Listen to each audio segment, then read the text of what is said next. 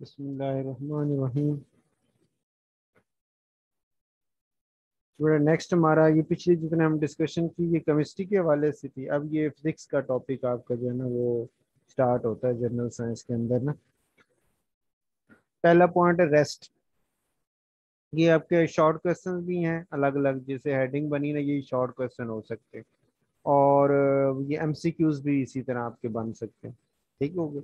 इसमें हम जो आपका ये मोशन की जो मुख्तलिफ टाइप्स बनती हैं, ठीक हो गया। आपके सिलेबस में तो मेंशन है रेस्ट एंड मोशन। ठीक हो गया। वर्डिंग जो है ना सिर्फ वो रेस्ट एंड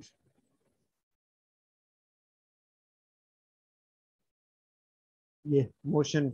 वर्डिंग है मोशन, टॉपिक आपका मोशन मेंशन है। स्पीड है, फिर वेलोसिटी है, फिर एक्सेलरेशन है। और फिर इसी तरह वो अब मैंने इसमें मोशन का अपोजिट रेस्ट होता है, रेस्ट भी रख रख दी है, मोशन भी रख दी है, उसकी टाइप्स भी रख दी हैं। फिर स्पीड वेलोसिटी एक्सेलरेशन इनकी डेफिनेशन वगैरह ये आ गई।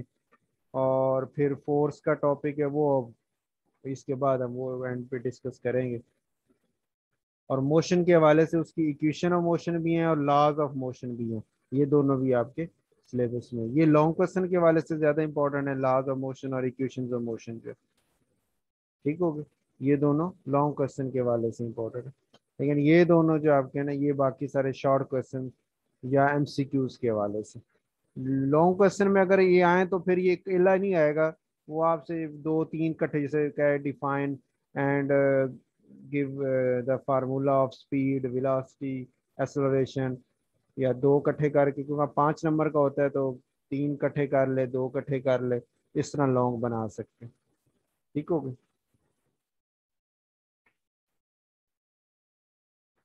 तो अब हम चलते हैं, हमारा जो अगला टॉपिक था जी रेस्ट और मोशन। रेस्ट आप कहते हैं ना कि कोई भी बॉडी जो खड़ी हुई है, मूव नहीं कर रही, जिसकी पोजीशन किसी भी चीज के हवाले से चेंज नहीं हो, जैसे एक टेबल के ऊपर किताब पड़ी हो तो किताब की पोजीशन चेंज नहीं हो रही, वो वहीं पे फिक्स है, तो हम कहेंगे कि ये बुक जो है वो रेस्ट पे है। और मोशन हम उससे कहते हैं कि जब किसी बॉडी की जो पोजीशन है वो किसी के रिस्पेक्ट से, उसकी सराउंडिंग के रिस्पेक्ट से चेंज हो रही हो।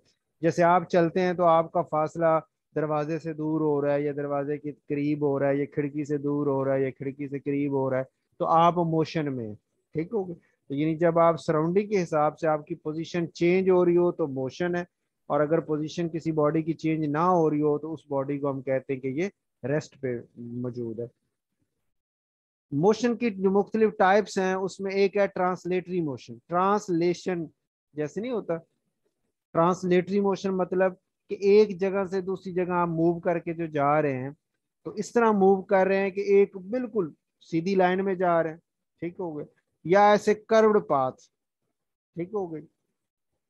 मतलब ऐसे जैसे टेढ़ा रास्ते पे जा रहे हैं, इसको हम ट्रांसलेटरी मोशन कहते हैं। In this motion a body moves along a straight line, या तो वो बॉडी सीधी चलती जाती है, या आर कर्व्ड लाइन, या ऐसे कर्व, ऐसे करवा जो है ना, तिरछा तिरछी लाइन ऐसे करके इस शक्ल में आ रही होती है, उसको हम नाम देते हैं ट्रांसलेटरी मोशन का। लेकिन विदाउट एनी रोटेशन, रोटेशन इसमें कोई नहीं होती, या स्ट्रेट लाइन में जा रहा है या कर्व्ड लाइन में जा रहा है, इसको हम ट्रांसलेटरी मोशन का नाम देते हैं। जैसे car moving on a road, सीधी जा रही है, या रोड मुड़ता जा रहा है तो वो भी साथ साथ मुड़ती जा रही है कर्व की शक्ल में। ठीक हो गया। तो ये ट्रांसलेटरी मोशन। ट्रांसलेटरी की फिर 3 टाइप्स आ गए। एक है लीनियर मोशन। लीनियर मतलब कि बॉडी सीधी मूव करती है, moves in a straight line, बिल्कुल सीधा जाती है। ठीक हो गया, जैसे फ्लाइंग ऑफ एन एरोप्लेन। दूसरा क्या है, सर्कुलर मोशन। एक सर्कल की शक्ल में, दायरे की शक्ल में कोई बॉडी मूव कर रही है, जैसे आप पत्थर के साथ रस्सी बांध के उसको सर्कल में घुमाएं, तो ये जो पत्थर की मोशन है ये सर्कुलर मोशन है जो दायरे के अंदर घूम रही है। और तीसरा रैंडम मोशन। रैंडम हम कहते हैं टेढ़े में, कभी बॉडी ऐसे सीधी जाती, कभी दाएं मुड़गी, कभी बाएं मुड़गी, कभी पीछे आ गई, कभी आगे चलेगी, ऐसे टेढ़ी मेढ़ी जो मोशन होती है उसको हम बोलते हैं रैंडम मोशन। ठीक हो गई। अच्छा, सर्कुलर मोशन की उसने एग्जांपल दिया, toy train moving on a circular path. ठीक हो गया। और रैंडम मोशन की एग्जांपल है ऑफ गैस मॉलिक्यूल्स, इस कॉल्ड ब्राउनियन मोशन, इसको रैंडम मोशन को ब्राउनियन मोशन भी कहते हैं। ब्राउन साइंटिस्ट का नाम था, उसके नाम से ये ब्राउनियन मोशन बनी हुई। तो गैस मालिक्यूल्स किस लिए कह रहे हैं कि गैस के मालिक्यूल जो होते हैं ना वो रैंडमली बस ऐसे ये चलता जा रहा है ना, चलता जा रहा है, जब वो सिलेंडर की ऐसे दीवार से टकराएगा तो फिर इधर मुड़ जाएगा, फिर चलता जाएगा, फिर अगर अगर रास्ते में कोई और मालिक्यूल आगे से आके उससे टकरा गया तो वो उधर चला जाएगा, मालिक दूसरा मालिक्यूल उधर चला जाएगा।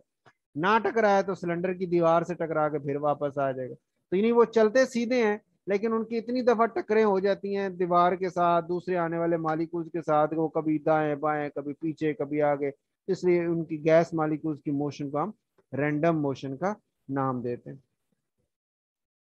उसके बाद है रोटेटरी मोशन। रोटेशन आपने नाम सुना, जैसे पंखा, पंखा ना, छत का पंखा आपने देखा, वो घूमता है, वो सारी उसके सारे जो पार्टिकल है, सारे जो उसका पूरा जिस्म है वो घूम रहा है। किस तरह के उसका जो सेंटर है ना, जहाँ पे वो पंखे का गोल लगा होता है, जिसके ऊपर पर तीन लगे हुए होते हैं, तो वो जो गोल का है ना, गोल वाला जो बना होता है, उसका जो सेंटर है, उससे उसके गिर्द पूरा पंखा ऐसे घूम रहा है, रोटेट कर रहा है, इसलिए हम उसको रोटेटरी मोशन कहते हैं। In this motion a body spins about its own axis. Axis हम कहते हैं उस लाइन को जिसके गिर्द कोई चीज घूमती है। तो चूंकि अब पंखा जब घूम रहा है तो वो अपने ही एक्स यानी उसके दरमियान से एक लाइन आप पास करें तो उसी लाइन के गिर्द वो घूम ही जा रहा है, इसलिए हम इसको ओन एक्सिस के गिर्द घूमने की वजह से कहते हैं कि ये रोटेटरी मोशन है। जैसे स्पिनिंग ऑफ अ टॉय, लट्टू आपको पता है घूमता है, तो अपने उसके दरमियान में एक लाइन अगर हो तो उसी लाइन के गिर्द वो घूम ही जा रहा है, इसको हम रोटेटरी मोशन का नाम देते हैं। तीसरा हमारे पास है वाइब्रेटरी मोशन, वाइब्रेशन करना, कि किसी बॉडी की मूवमेंट हो इस तरह कि वो लेफ्ट से राइट जाए और फिर वापस वापस आए। जैसे पेंडुलम होता है, ये मोशन ऑफ अ स्विंग, एक झूले की मोशन है। झूला आपको पता है, तो ऊपर जो पार्क में लटका हुआ होता है, तो वो उसका सेंटर है, मीन पोजीशन है, उसे हम कहते हैं मीन पोजीशन, जहां पे वो उसने आके रुकना है, आप उसको नहीं छेड़ेंगे तो वही रुकेगा। लेकिन अगर आप उसको धक्का देंगे तो वो आगे जाएगा, फिर मीन पोजीशन की तरफ आएगा, उसकी कोशिश है मैं मीन की तरफ ही जाऊं, लेकिन मीन पे जब वो पहुंचता है तो चूंकि वो ऊपर से आ रहा होता है, स्पीड होती है, वो फिर आगे ही निकल जाता है पीछे की तरफ, फिर पीछे से वापस आता है मीन की तरफ, लेकिन स्पीड की वजह से फिर आगे, इस तरह करता रहता है, आहिस्ता आहिस्ता आहिस्ता आहिस्ता। हवा की फ्रिक्शन की वजह से हवा उसकी स्पीड को कम कर देती है, आहिस्ता आहिस्ता वो मीन पे आके रुक जाता है। तो ऐसी मोशन जिसमें कोई बॉडी एक खास पोजीशन के कभी आगे और पीछे इस तरह आगे पीछे मूव कर रही हो, इसको हम वाइब्रेटरी मोशन का नाम देते हैं। तो टोटल तीन टाइप मोशन होगी, एक ट्रांसलेटरी, एक रोटेटरी और एक वाइब्रेटरी। ट्रांसलेटरी की तीन किस्में, लीनियर, सर्कुलर और रैंडम आ गए। ठीक हो गया। उसके बाद है जी डिस्टेंस।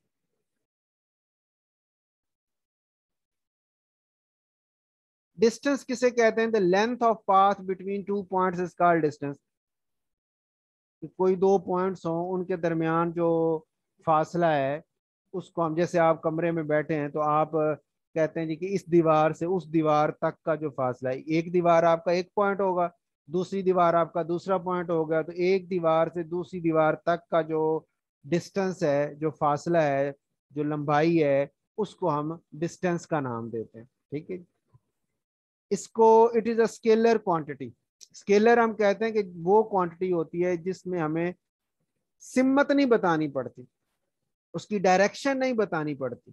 ठीक हो, सिर्फ हम उसकी बता देते हैं ये डिस्टेंस, ये फलां दीवार से फलां दीवार के दरमियान जो डिस्टेंस है वो इतना। ठीक होगा। मतलब आपसे कहा जाए तो आप कहें जी लाहौर से कराची के दरमियान डिस्टेंस ये है, आप नहीं बता रहे, डायरेक्शन नहीं बता रहे कि किधर से जा रहे हो, क्या कर रहे हो, बस आपने डिस्टेंस बता दे जी लाहौर से कराची इतने किलोमीटर है। ठीक हो। और इसका symbol S S, capital S से इसको शो करते हैं डिस्टेंस को। और यूनिट इसका मीटर है, जब आपने डिस्टेंस बताना होता है तो आप बताते हैं जी कि फलां से फलां के दरमियान जो डिस्टेंस है वो इतने मीटर है। ठीक है। या किलोमीटर बताते हैं, जो मीटर की बड़ी एक वैल्यू है ना, बड़ा यूनिट है, कि 1 किलोमीटर में 1000 मीटर होते हैं। ठीक हो गया। तो मीटर से बड़ा किलोमीटर होता है, तो हम किलोमीटर की शक्ल में भी बता रहे होते हैं। अच्छा, और इसका फार्मूला कैलकुलेट करना हो तो ये फार्मूला भी आपने याद रखना है, एमसीक्यू के वाले से भी। एमसीक्यू ये है कि मतलब इसमें है ना, distance is equal to speed into time, कि अगर आपने डिस्टेंस निकालना है तो क्या करें कि कोई बॉडी जो है वो कितनी स्पीड से चल रही है, और कितने टाइम तक चली है, इसको मल्टीप्लाई कर देंगे तो डिस्टेंस निकल आएगा। मतलब आप कहेंगे एक गाड़ी है, वो 200 की स्पीड से जा रही है और 5 मिनट तक वो चली है, तो कितनी उसकी स्पीड डिस्टेंस उसने कितना कवर किया होगा, तो आप इसको मल्टीप्लाई करके उसका डिस्टेंस निकाल सकते हैं। ठीक हो गया। लेकिन यहाँ एक चीज का ख्याल आपने रखना है, वो क्या, कि जो स्पीड है इसका यूनिट होता है मीटर पर सेकेंड। ठीक हो गया। यूनिट क्या होता है, मीटर पर सेकेंड। और टाइम जो है इसका यूनिट होता है सेकंड। अगर उसने 5 मिनट बताए हैं तो पहले आप मिनट को सेकंड्स में बदल लेंगे। ठीक हो गए। सेकंड में बदलने का मतलब ये है कि आप उसको, 1 मिनट में 60 सेकंड होते हैं ना, तो 5 मिनट का मतलब 5 को 60 से जरब दे देंगे तो सेकंड आ जाएंगे, तो सेकंड से आप उसको मल्टीप्लाई कर देंगे तो आपके पास वो डिस्टेंस निकल आएगा। ठीक है जी। इसको मैं ऐसे भी आपको समझा देते हैं।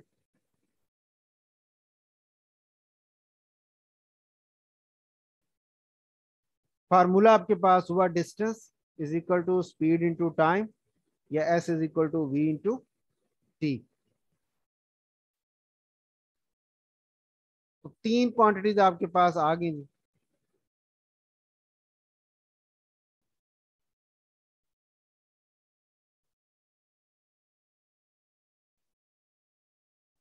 ठीक है, ये आ गए। या इसको आप ऐसे लिख देते, S is equal to we into T. ठीक है, ये इसका फार्मूला।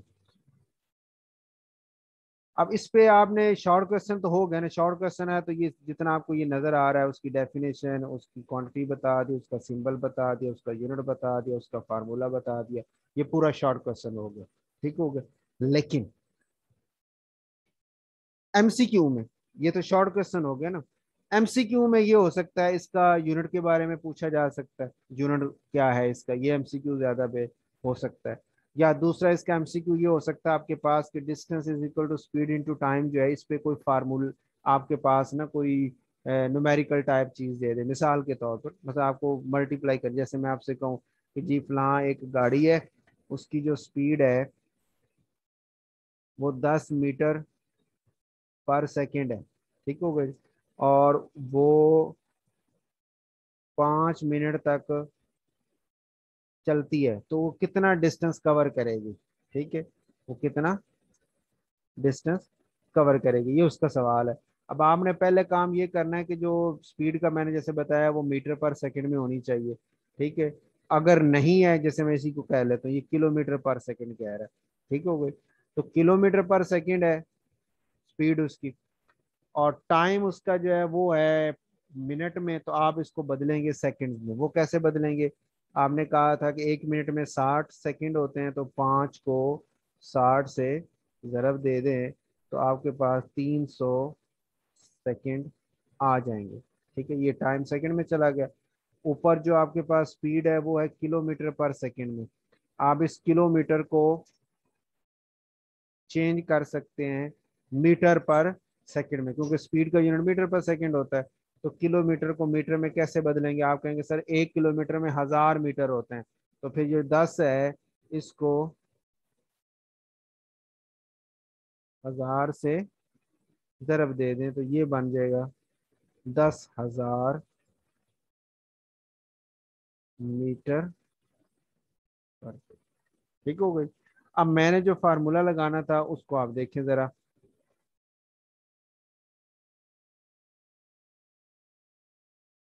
ये सवाल था जी मेरा। अब मैं फार्मूले को इधर नीचे लिख लेता हूँ। ठीक है, ऐसे निकालने के लिए। तो आप अब ये मुझे नहीं, ये आप पिछला जो आपका पास पेपर एक हमने देखा है उसके अंदर ये सवाल नहीं था, लेकिन मैं आपको समझाने के लिए आइडिया दे रहा हूँ कि अगर ऐसा सवाल हो तो आपने इस तरह उसको करना है। ठीक हो गई। अच्छा, अब ये स्पीड इनटू टाइम था। अब आप इसको ऐसे करेंगे, आप कहेंगे स्पीड तो होगी जी 10,000। ठीक हो गए। और जरब 300। ठीक है। तो ये आपके पास तीन, 1 2 3 4 5 6, ये इतने मीटर डिस्टेंस आ गए। ठीक है, मीटर में हमने चेंज किया।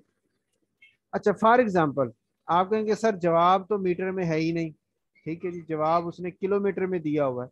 जो पे आपका क्वेश्चन है उसके अंदर जवाब उसने मीटर में नहीं किलोमीटर में दिया हुआ है, तो फिर आपने ये किलोमीटर को चेंज नहीं करना।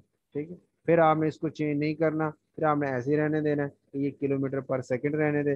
लेकिन टाइम को आपने, क्योंकि ये पर सेकंड है तो इधर भी सेकंड होना चाहिए, इसको सेकंड में रखेंगे। तो आप इसी को फिर आप कहेंगे कि ये जी 10 था, ये 10 किलोमीटर हो गया, 300 सेकंड से मल्टीप्लाई किया तो 3 के साथ ये किलोमीटर आ गया। ठीक हो गई।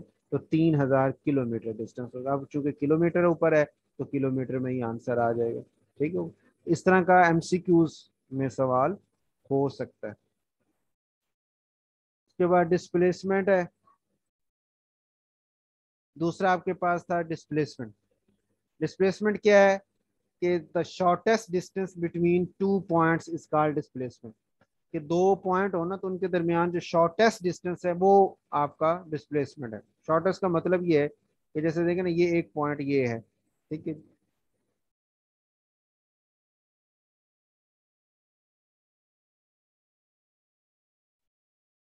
एक पॉइंट ये है, एक पॉइंट ये है, ठीक है। अब शॉर्ट डिस्टेंस आपने लेना है तो एक ही हल है कि आप कहें कि सर इसको इस पॉइंट से सीधा इस पॉइंट की तरफ चले, यही शॉर्टेस्ट डिस्टेंस। क्योंकि मैं इधर जाऊं फिर वहां से आऊं, ये लम्बा फासला है। ठीक है जी, इधर जाऊं फिर इधर जाऊं फिर इधर जाएं, ठीक है, फिर इधर जाएं।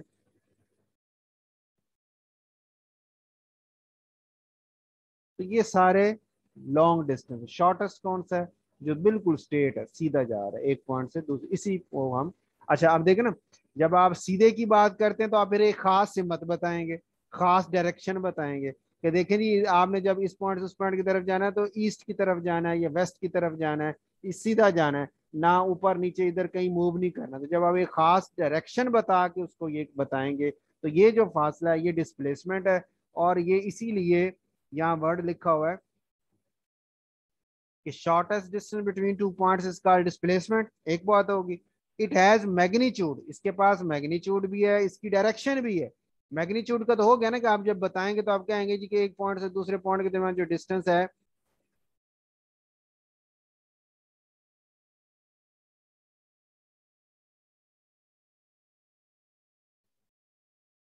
एक पॉइंट से दूसरे पॉइंट के दरमियान जो डिस्टेंस है वो कितना है जी, 200 मीटर है, 100 मीटर है। तो मैग्नीट्यूड तो इसे कहते हैं ना कि है कितना।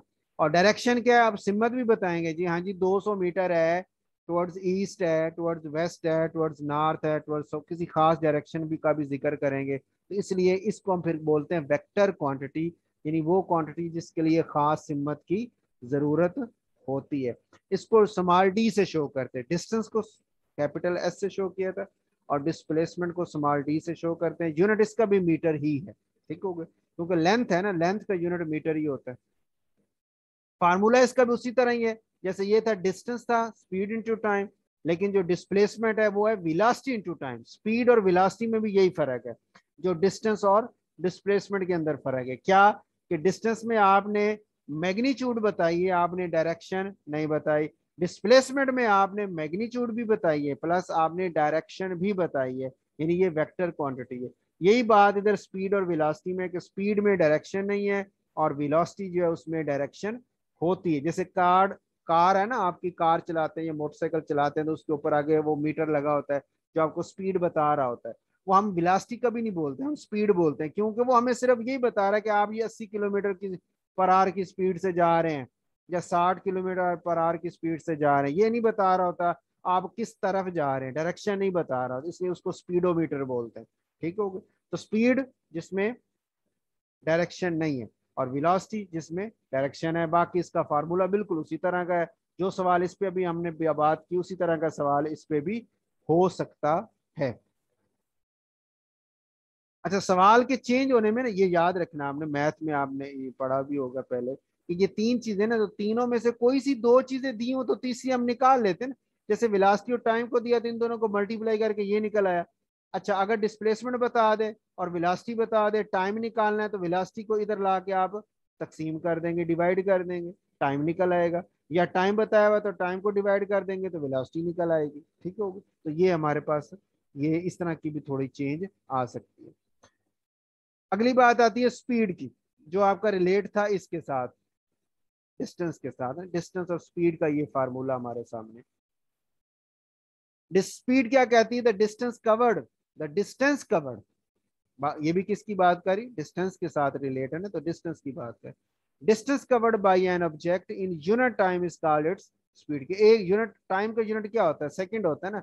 तो एक सेकंड में कोई बॉडी कितना फासला कवर करती है, ये उसकी स्पीड है। जैसे आप किसी की स्पीड बताएंगे तो जैसे यहाँ हमने बताया था कि जनाब इस फलां की स्पीड 10 किलोमीटर पर सेकंड है, एक सेकंड में उसने कितना फासला कवर किया है? 10 किलोमीटर किया है, तो ये उसकी स्पीड हो गई 10 किलोमीटर पर सेकंड। ठीक होगा। तो यानी वो डिस्टेंस हम बता रहे हैं उसका, एक यूनिट टाइम, एक सेकंड के अंदर कितना वो डिस्टेंस कवर करता है कोई बॉडी, ये उसका स्पीड है। ये भी स्केलर क्वांटिटी है, कोई डायरेक्शन हम नहीं बताते। जैसे डिस्टेंस स्केलर है तो ये भी स्केलर ही है। इसका सिंबल वी होता है और इसको यूनिट जो है वो मीटर पर सेकंड होता है। इसका यूनिट मीटर पर सेकंड ऐसे भी लिख लेते हैं स्लैश डाल के, या मीटर सेकंड डाल के ऊपर -1 लिख देते हैं, इसको भी मीटर पर सेकंड ही पढ़ते हैं। स्पीड की एक टाइप होती है जिसको यूनिफॉर्म स्पीड कहते हैं। जैसे कोई बॉडी चलती जा रही है, ठीक हो गया, और उसकी यूनिफॉर्म स्पीड का मतलब ये है कि वो बराबर टाइम में बराबर फासला कवर कर रही है, उसको हम बोलते हैं यूनिफॉर्म स्पीड। मसलन मतलब ये कहने का कि हर एक घंटे में एक गाड़ी चल रही है, स्लो हो जाती है, आहिस्ता हो जाती है, तेज हो जाती है, लेकिन हर घंटे में वो 200 किलोमीटर कर रही है, वो भी 200 किलोमीटर कर रही है, वो भी 200 किलोमीटर कर रही है एक घंटे में। मिसाल दे रहे, ठीक होगी।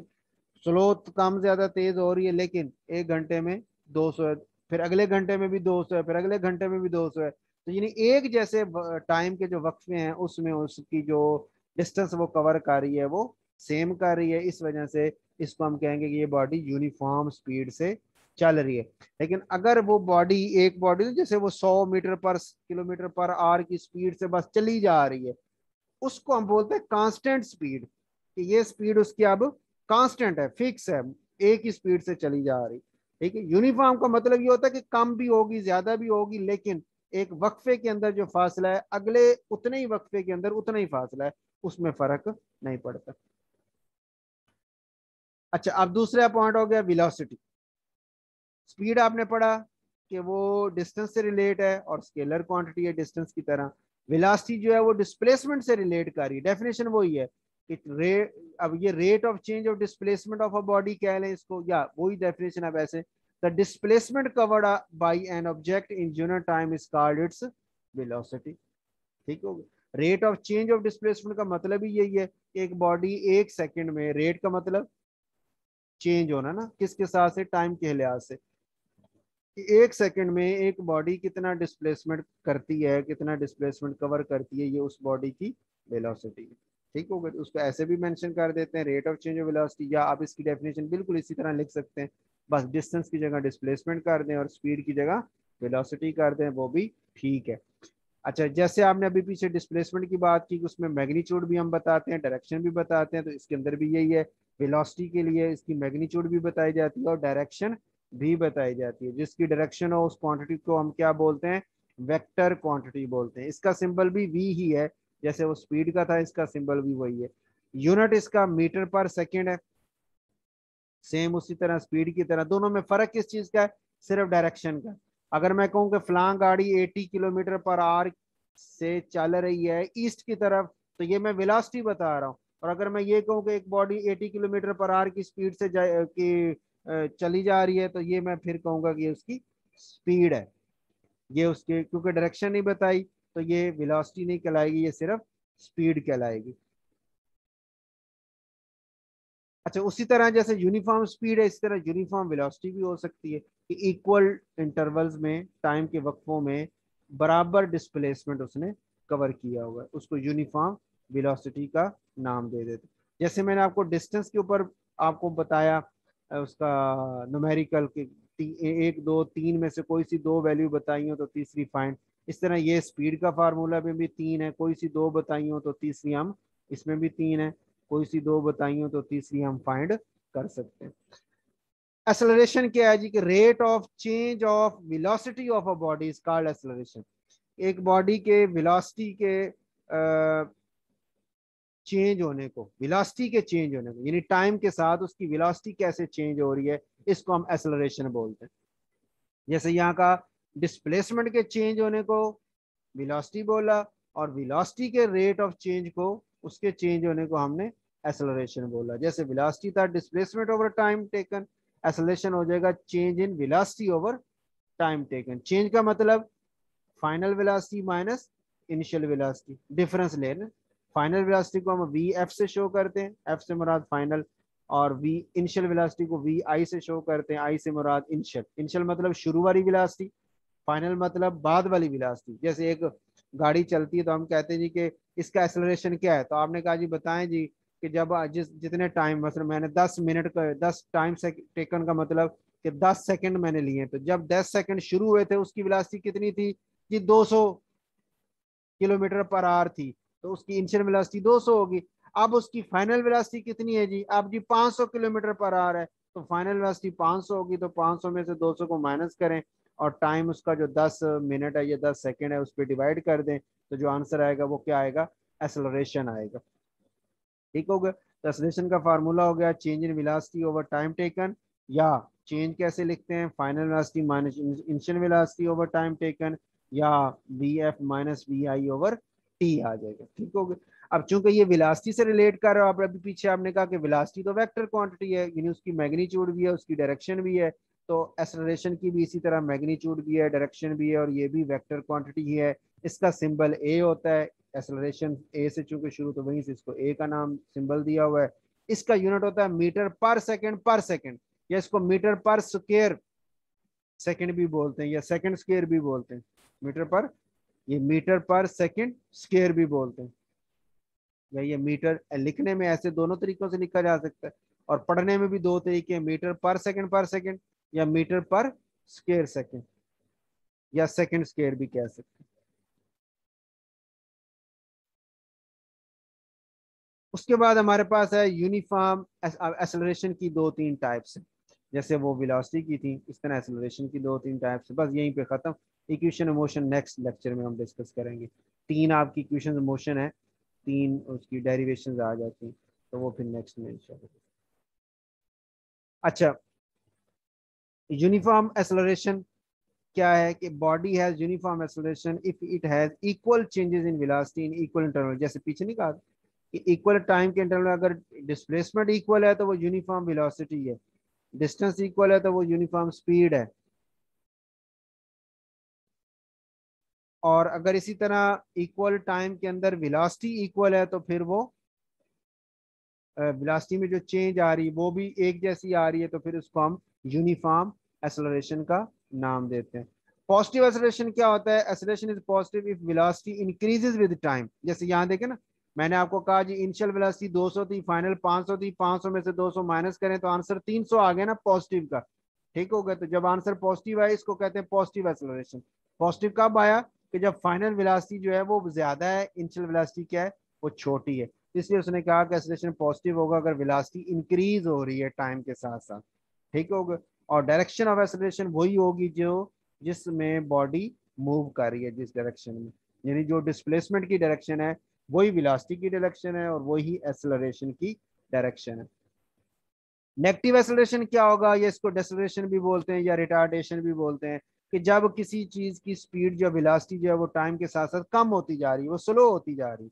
मतलब जैसे इनिशियल वेलोसिटी 200 थी, फाइनल वेलोसिटी 50 है, तो 50 में से जब आप माइनस 200 करेंगे तो आंसर आपका माइनस 150 आएगा। छोटी में से बड़ी क्वांटिटी माइनस करेंगे तो आंसर आपका माइनस में आएगा। तो माइनस बता रहा है कि आपका एक्सेलरेशन क्या है जी? नेगेटिव है, मतलब आपकी जो स्पीड वेलोसिटी है वो टाइम के साथ आहिस्ता आहिस्ता कम हो रही है। ठीक हो गया? अब इस केस में फिर एक्सेलरेशन की डायरेक्शन कौन सी होगी? वो जिस सिमत में वेलोसिटी मूव कर रही है उसके अपोजिट डायरेक्शन में एक्सेलरेशन की डायरेक्शन होगी, क्योंकि एक्सेलरेशन नेगेटिव है, अब वो पीछे की तरफ मूव कर रहा है, यानी कम होता जा रहा है। इसलिए एक्सेलरेशन की डायरेक्शन जो होती है वो फिर स्लो होती है बॉडी की मूविंग डायरेक्शन के, जिस तरह सिमत में वो मूव कर रही है उसके उल्टी साइड पे एक्सेलरेशन की डायरेक्शन होती है, इसकी नेगेटिव एक्सेलरेशन। ठीक हो गया। तो ये एमसीक्यू के हवाले से ये सारे पॉइंट्स आ गए। बाकी शॉर्ट क्वेश्चन में ज्यादा चांस यही है, मेन डेफिनेशन की एक्सेलरेशन क्या है, वेलोसिटी क्या है, स्पीड क्या है, डिस्टेंस क्या है, डिस्प्लेसमेंट क्या है, इनकी डेफिनेशन, इनके फार्मूले, ठीक है, ये ज्यादा इसके चांस है शॉर्ट क्वेश्चन में। और बाकी ये टाइप्स भी आपने देख लेनी है, तो इस पे भी एमसीक्यू या शॉर्ट क्वेश्चन हो सकता है। ठीक हो गई। चलें जी, अभी इतना ही करते हैं। नेक्स्ट लेक्चर में इंशाल्लाह आपका ये इक्वेशन ऑफ मोशन का लॉन्ग क्वेश्चन बनता है, 3 इक्वेशन आपकी बनती हैं, तो फर्स्ट सेकंड थर्ड वो फिर इंशाल्लाह हम डिस्कस करेंगे नेक्स्ट लेक्चर में। ओके जी, अल्लाह हाफिज।